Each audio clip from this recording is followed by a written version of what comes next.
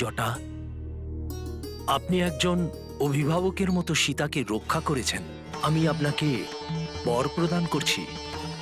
এখন থেকে অশৌচার নিয়মবিধি মেনে যে কোনো পুজো হোক না কেন, তার পুণ্য আপনারও প্রাপ্তি হবে। আপনি সর্বদা সীতার প্রিয় হয়েই থাকবেন। আমার জীবন তো ধন্য হয়ে গেল প্রভু। আপনাদের অসংখ্য ধন্যবাদ। আপনারা দুজনে আমার প্রণাম নেবেন।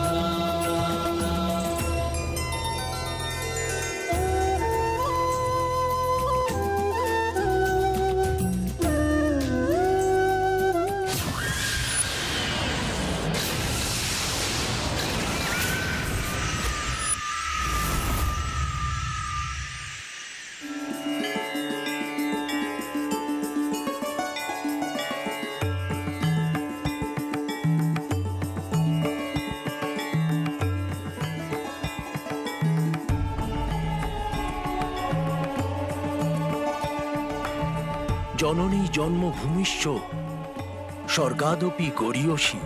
স্বর্গের থেকেও সুন্দর মাতৃভূমি ভারতবর্ষের পবিত্র ধরণীকে আমার শতকোটি প্রণাম। প্রণাম ভারত ভূমি।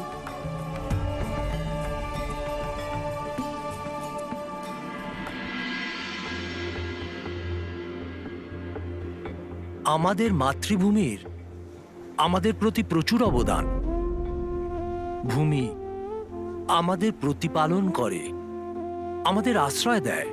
ভারতবর্ষের এই পবিত্র ভূমি দেবভূমি, যার ধরনী বিশ্ব সংসারের নাভিস্থল, যা মনুষ্যকে তপস্যা ইত্যাদি সৎকর্মের শক্তিতে স্বয়ং ঈশ্বরের সাথেও সাক্ষাৎ করিয়ে দেয়।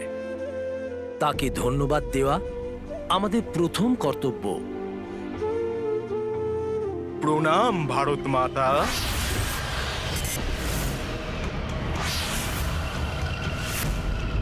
ওখানে কি আছে?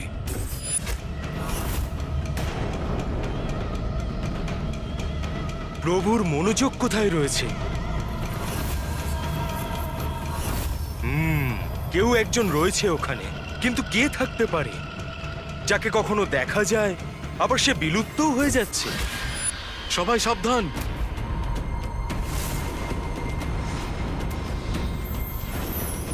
আমি কারোর উপস্থিতি আভাস পাচ্ছি।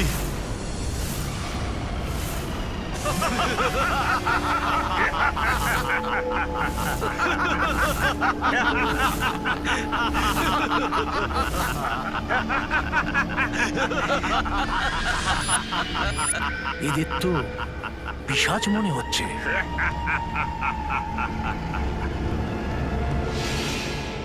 হ্যাঁ প্রভু, কিন্তু চিন্তা করার কোনো প্রয়োজন নেই। ও আমাদের কারোর নিকটে আসার সাহস দেখাতে পারবে না প্রভু। হ্যাঁ প্রভু শ্রীরাম, হনুমান সত্যি কথা বলছে। হনুমান পিশাচ বিজয়ী। যেখানে হনুমান থাকবে বা তার নাম নেওয়া হবে, সেখানে কারোর পিশাচ বাধা কখনো হবে না। তাহলে এখানে আসার দুঃসাহস কি করে করছে এরা? তোমাদের সকলের এত দুঃসাহস! কি প্রয়োজনে এসেছো তোমরা এখানে? আমরা কোনো অনিষ্ট করার উদ্দেশ্যে এখানে আসিনি, কিন্তু অনিষ্ট তো করেছেন প্রভু শ্রীরাম।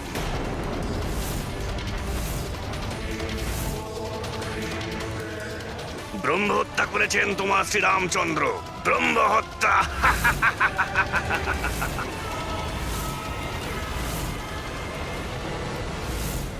ব্রহ্ম হত্যা, আর ব্রহ্ম হত্যার পাপ তো লাগতেই হবে। আর তোমরা সবাই এই পাপের ভাগীদার। তোমরা সবাই এই মহাপাপের ফলস্বরূপ ব্রহ্ম রাক্ষসে পরিণত হবে। ব্রহ্ম রাক্ষস। আর তোমাদের সবাইকে আমাদের কাছেই আসতে হবে। আর আমাদের মতোই অবস্থা হবে তোমাদের সকলের।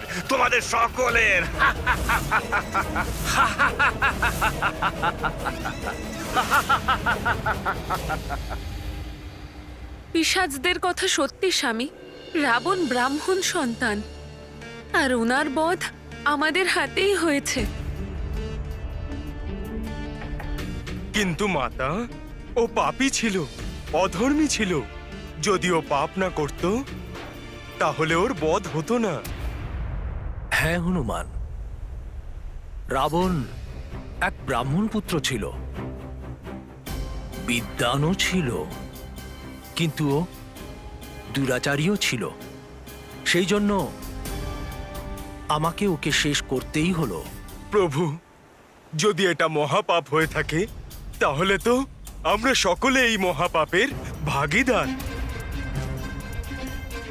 কিন্তু তোমাদের সবাইকে নেতৃত্ব আমিই দিচ্ছিলাম। সেই জন্য মহাপাপী হিসেবে দোষী আমি নিজে। যদি কোনো প্রকারে আমি এই দোষ থেকে মুক্ত হতে পারি, তাহলে তোমরাও এই দোষ থেকে মুক্ত হয়ে যাবে। কিন্তু স্বামী, এটা কিন্তু আবশ্যক যে আপনি রাজা হবার পূর্বে আপনাকে ব্রাহ্মণ হত্যার দোষ থেকে নিজেকে মুক্ত করতে হবে। হ্যাঁ সীতা, এই ব্রহ্ম হত্যার দোষ থেকে আমাকে মুক্ত হতেই হবে। অন্যথা এই কুনিয়ম শুরু হয়ে যাবে যে কোনো রাজা বা শক্তি সমৃদ্ধ ব্যক্তি যে কোনো বিদ্বানকে বধ করতে পারবে। বিদ্বান ও ব্রাহ্মণদের বধ করা নিষিদ্ধই থাকা উচিত। প্রভু শ্রীরাম, ভগবান শিব সর্বপাতকর্তা। ওনার কৃপা হলে ব্রহ্ম হত্যার পাপ থেকেও মুক্ত হওয়া যায়। আপনি একদম সঠিক কথাই বলেছেন। আমার বীর বানরেরা আমাদের সকলের ওপর যে ব্রহ্ম হত্যার পাপ লেগেছে, সেটাকে দূর করবার জন্য আমরা ভগবান শিবের আত্মলিঙ্গের পুজো করব।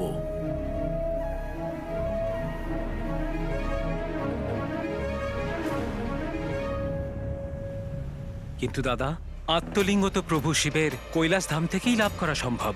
আর প্রভু শিবকে প্রসন্ন না করতে পারলে আত্মলিঙ্গ পাওয়া যাবে না। সেটা এত কম সময়তে কি করে সম্ভব হবে?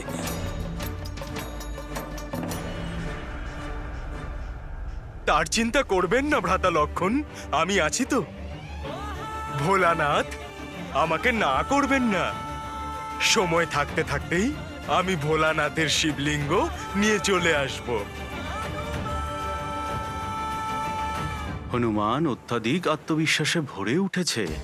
ওর এই আত্মবিশ্বাসে অহংকারের ঝলক দেখতে পারা যাচ্ছে, যার জন্য যুদ্ধে হনুমানের পরাক্রমের কারণে বিজয়ের উৎসাহ বেড়ে উঠেছে।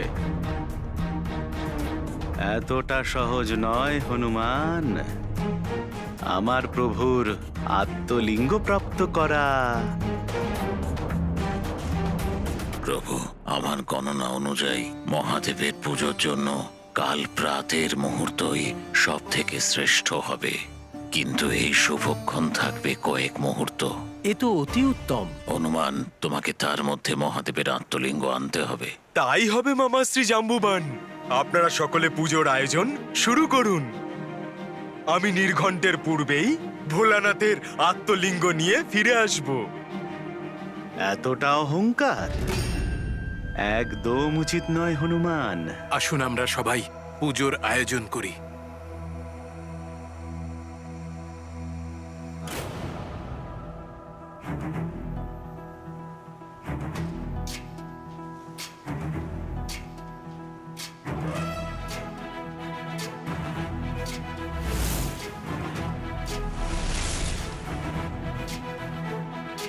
দাদা, যদি আমরা পূজা করার জন্য কাল পর্যন্ত এখানেই অপেক্ষা করি, তাহলে পূজার পরে অযোধ্যা পৌঁছানোর জন্য মাত্র ৮ প্রহর সময়ই অবশিষ্ট থাকবে। আর যদি কোনো কারণবশত আমরা ওই সময়ের মধ্যে অযোধ্যা পৌঁছাতে না পারি, তাহলে হয়তো ভ্রাতা ভরত। চিন্তা করো না লক্ষণ, হনুমান সময় থাকতেই ফিরে আসবে। আর আমরাও পুজো সম্পূর্ণ করে সময় মতো অযোধ্যায় পৌঁছে যাব।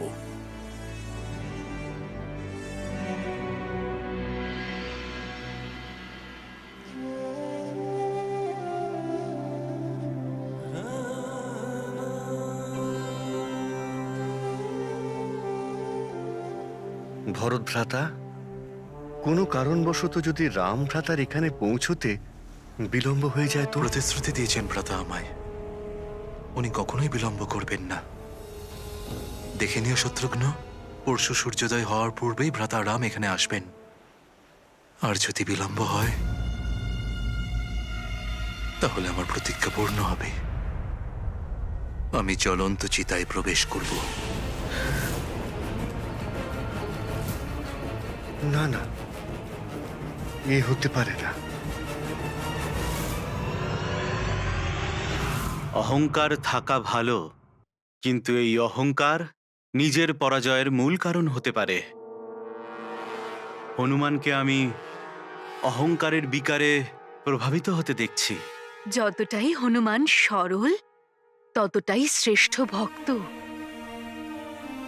এমন একজন শ্রেষ্ঠ ভক্তের কৈলাসে আগমন হওয়া এ তো সৌভাগ্যের কথা। ক্ষমা করবেন মাতা, কিন্তু আমার চোখে তো অন্য কিছু ধরা পড়ছে। আমার মনে হচ্ছে এই হনুমান ওই আগের মতো সহজ সরল নেই। 14 ভুবন পার করা এই হনুমান, ওর এই অহংকার দেখে ভীষণ ভয় করছে মাতা।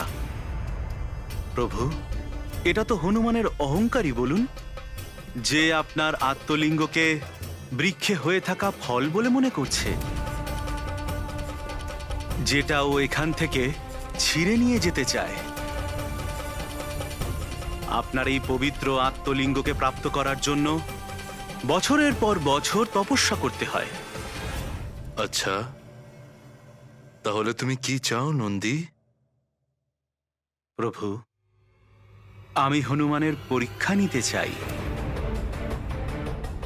যদিও এই পরীক্ষায় উত্তীর্ণ হয়, তাহলেই ও আপনার কাছে পৌঁছতে পারবে।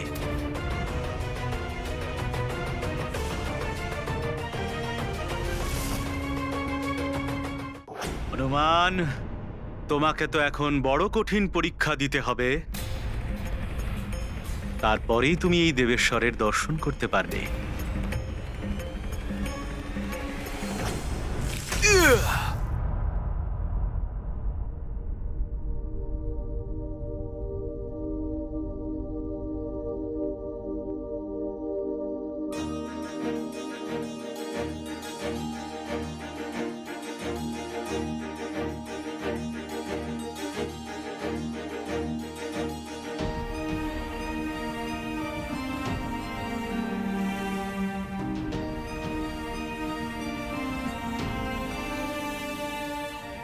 আমার ভোলানাথের ধাম, কৈলাস পর্বতের পবিত্র ভূমি। আমার প্রণাম স্বীকার করুন।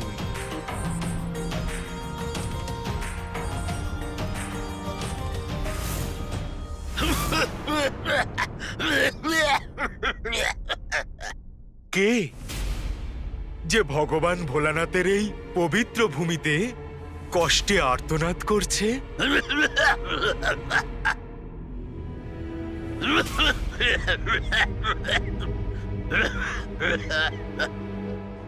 ইনি কে?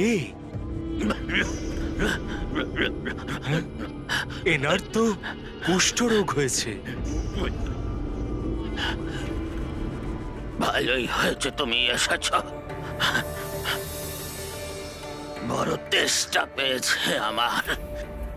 দয়া করে আমার জল প্রদান করলে ভালো হয়।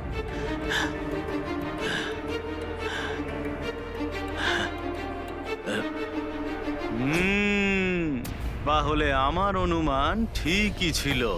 হনুমান প্রভু শ্রীরামের প্রিয় সেবক। এর জন্য তোমার এত অহংকার হয়ে গেছে যে কাউকে না সাহায্য করে এমনি চলে গেলে।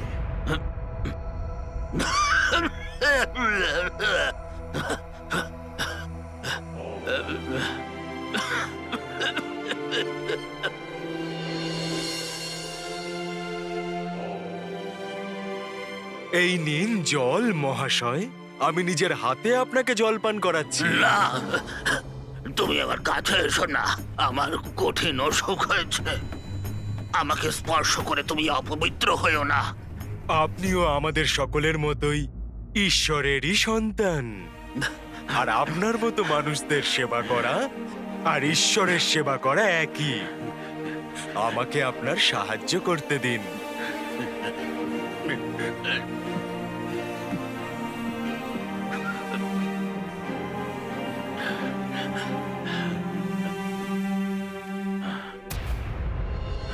গুরু সূর্যদেব অস্ত চলে যাচ্ছেন।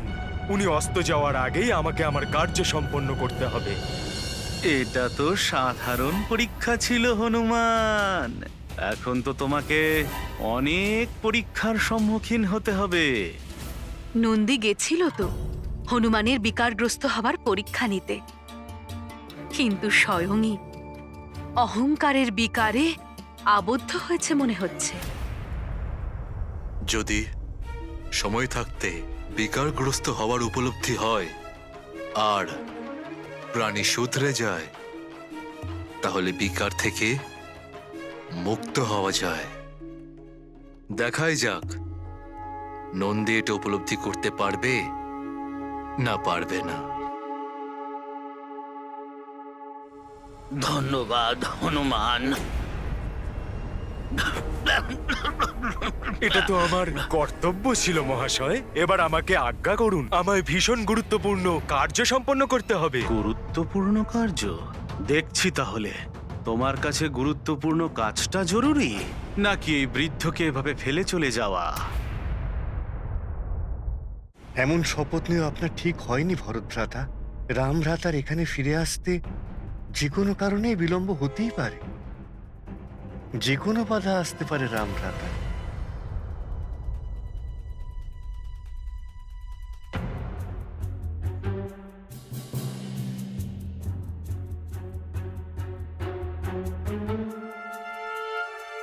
ভ্রাতা শ্রীরাম ফিরে আসছেন কি না এটা সুনিশ্চিত করার জন্য আমি চারিদিকে আমার দূত পাঠিয়েছি। ওরাই আমাদের জানিয়ে দেবে ভ্রাতা ফিরে আসছেন কি না। কিন্তু ভ্রাতা, এখনো পর্যন্ত আমরা কারোর কাছ থেকে কোনো সংবাদ পাইনি। মাত্র 1.5 দিনই তো বাকি। যদিও জানি রামভ্রাতা ফিরে আসবেনই, যতই বিলম্ব হোক না কেন। তাই আপনি আপনার শপথ ফিরিয়ে নিন ভ্রাতা। শত্রুঘ্ন, সংসার এটাই মানে যে রঘুকুল রীতি সর্বদা সর্বোপরি। প্রাণ যায় যাক, প্রতিজ্ঞা অটুট থাক। ভরতের প্রতিজ্ঞাও অটুট।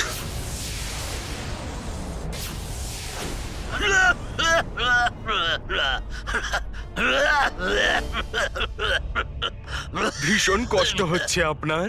শরীরে ঘা তো বেড়েই চলেছে। যত তাড়াতাড়ি সম্ভব ভেষজ ঔষধ লাগাতেই হবে। নিজেকে সুস্থ করার জন্য আমি এই কৈলাসে এসেছি, কিন্তু আমার এই দৈহিক পীড়া তো বেড়েই চলেছে। মনে হচ্ছে সময়ের মধ্যে আমি ঔষধের ব্যবস্থা করতে পারবো না।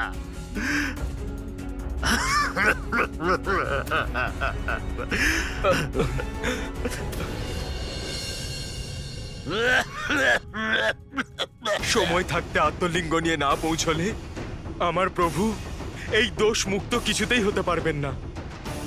আর যদি এই বয়স্ক মানুষের সাহায্য না করি, তাহলে নিজ ধর্ম পালন না করার জন্য দোষের ভাগীদার হব। কি করব আমি? এবার এই বোঝা যাবে যে হনুমানের এই সমস্ত কার্য নাটক ছিল, নাকি সত্যি সে পরোপকার করে থাকে।